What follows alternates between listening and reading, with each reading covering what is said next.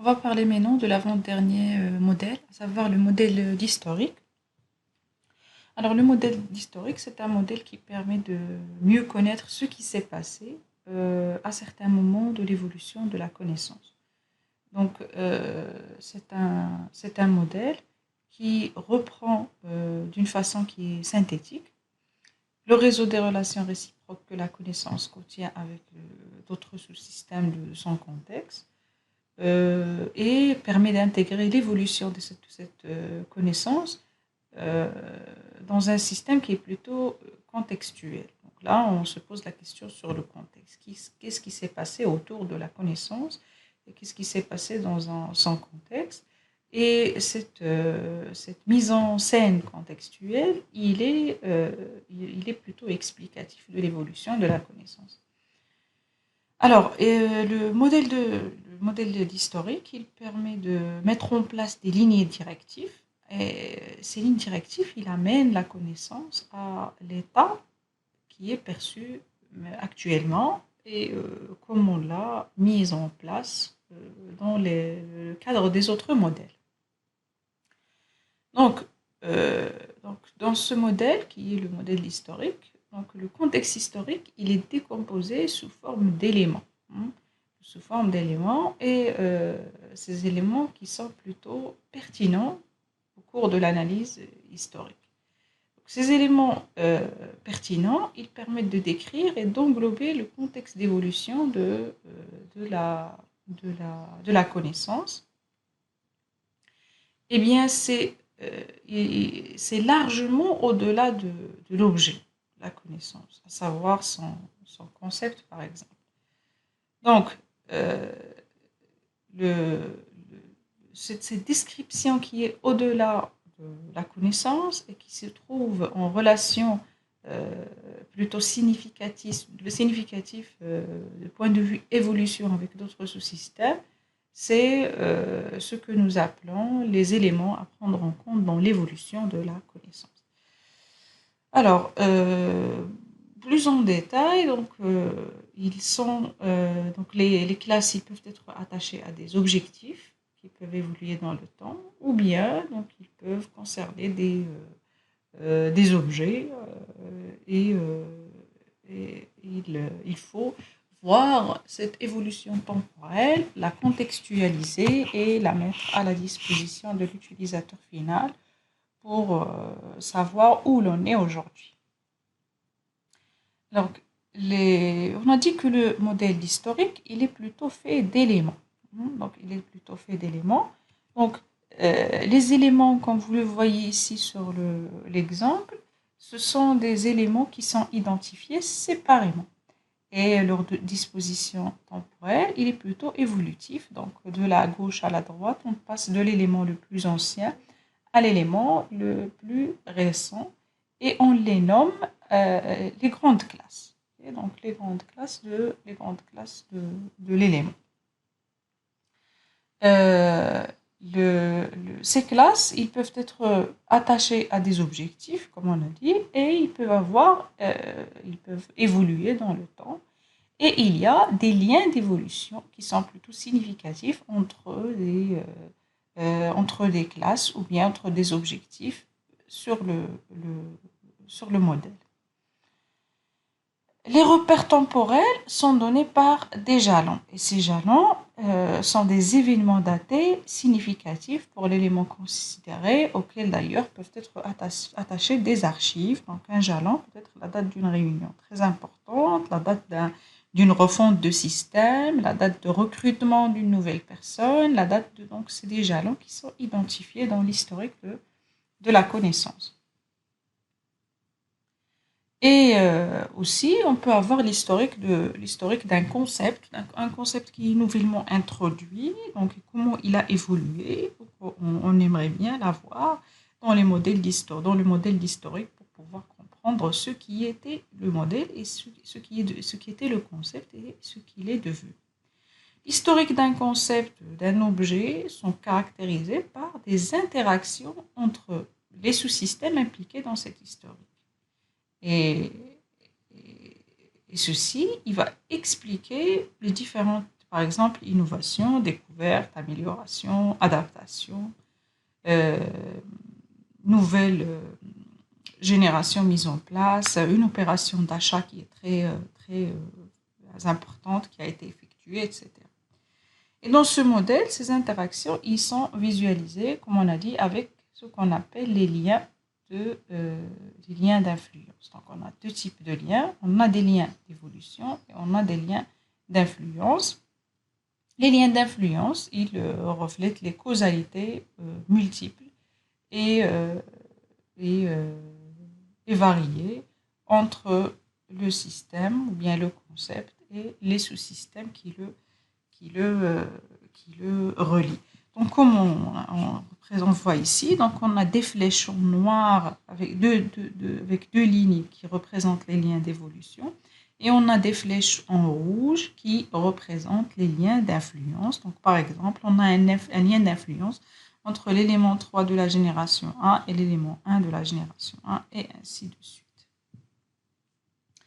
Et donc pour ce qui est de la disposition, tout comme les autres modèles, donc les éléments des ensembles, euh, donc, ils sont disposés dans un ou plusieurs tableaux qui sont synthétiques avec une colonne éléments. Et puis la deuxième colonne, c'est la colonne qui contient les éléments de génération, qui contient les objectifs, qui contient les liens, que ce soit les liens d'influence ou bien les liens d'évolution. Et on peut passer d'un tableau à un autre tableau, bien sûr, en suivant l'échelle de temps. Donc, bien sûr, si on va s'étaler sur 10 générations, on préfère ne pas tracer du tout sur un seul tableau, mais reprendre peut-être par 3 ou par 4 selon la pertinence, mais aussi selon la décomposition d'un élément ombré. Donc, par exemple, ici sur l'exemple, l'élément 1 de la génération C, c'est un élément qui est décomposé et pour lequel on va voir d'autres liens d'influence avec d'autres éléments qui vont le décomposer et bien sûr éventuellement d'autres objectifs. On va suivre notre même méthodologie pour pouvoir comprendre le modèle de masque avec les autres modèles de masque. Donc pour ce qui est du modèle de concept, pour le modèle d'historique, donc on a des liens qui sont soit des liens d'évolution, liens d'influence, on a des générations d'éléments, on a des liens temporels et on a les thèmes. On a les différents thèmes, donc on peut définir un thème pour un ensemble d'éléments.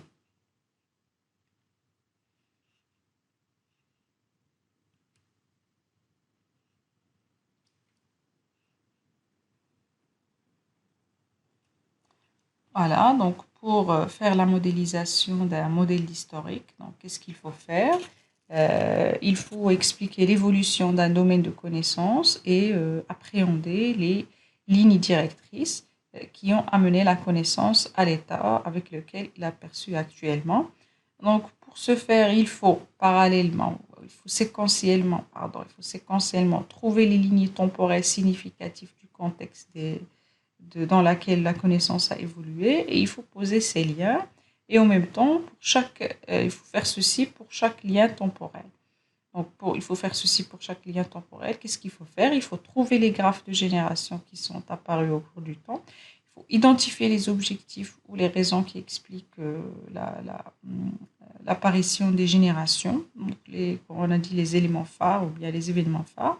Positionner des jalons de référence, si c'est possible. Mettre en place les liens d'évolution, mettre en place les liens d'influence. Donc pour ce qui est des liens d'évolution, ils ne sont pas nécessairement des liens qui sont une liaison avec la séquence temporelle.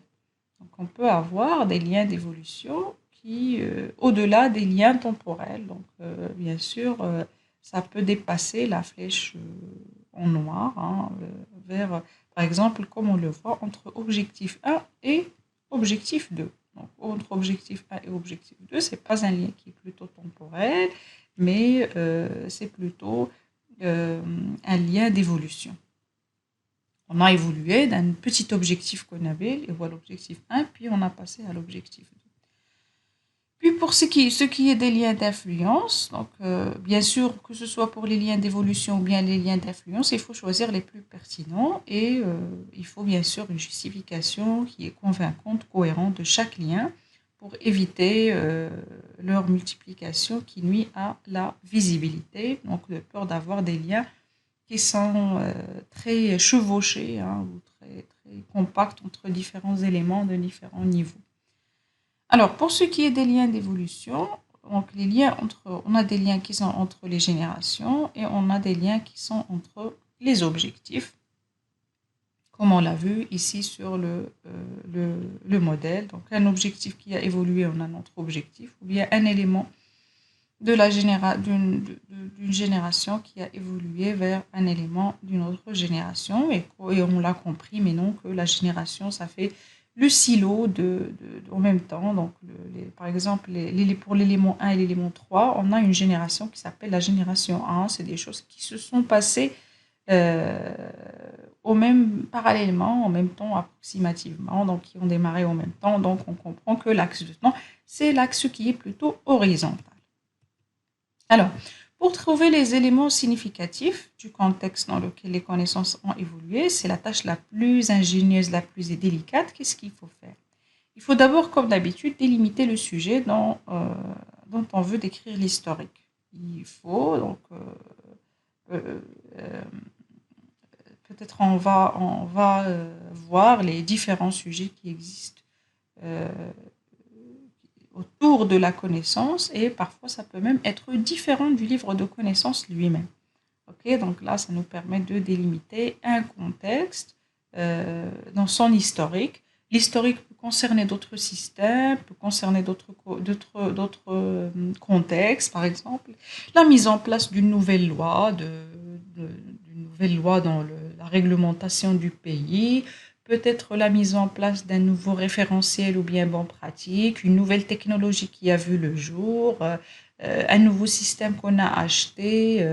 Des choses qui ne peuvent pas avoir directement un lien avec le livre de connaissances et l'intérieur de la connaissance, mais maintenant on va sortir de notre bulle pour expliquer le phénomène, pour expliquer l'historique. Le deuxième point, c'est trouver des éléments externes de contexte qui expliquent cette évolution. Donc, dans l'historique, qu'est-ce qu'on cherche à faire? On cherche, comme je viens de le dire, à contextualiser votre connaissance. La contextualiser par rapport aux autres connaissances de l'entreprise, la contextualiser par rapport aux autres connaissances, événements, éléments en général de la connaissance dans d'autres systèmes qui sont en relation avec le système. Ça peut être, on est dans une organisation, on parle de l'État et comme je viens de dire, des lois qui ont vu le jour ou qui ont été mises en place. Ça peut être des innovations, ça peut être des migrations, ça peut être donc des choses au-delà de notre. Donc, trouver les éléments externes de contexte qui expliquent plutôt l'évolution. Donc, comment on a passé pour passer d'une génération d'un même élément à une autre génération du même élément. Donc, il faut expliquer il faut trouver des éléments qui sont externes. Et le troisième point, c'est trouver des éléments liés au domaine de connaissance qui déterminent son évolution. Donc, c'est-à-dire, c'est comme si on zoome, hein, on rentre de l'extérieur vers l'intérieur, on arrive à des éléments qui ont un lien avec la connaissance et puis on les détaille ou bien on les explique. Voilà, donc ça c'est par rapport au modèle d'historique.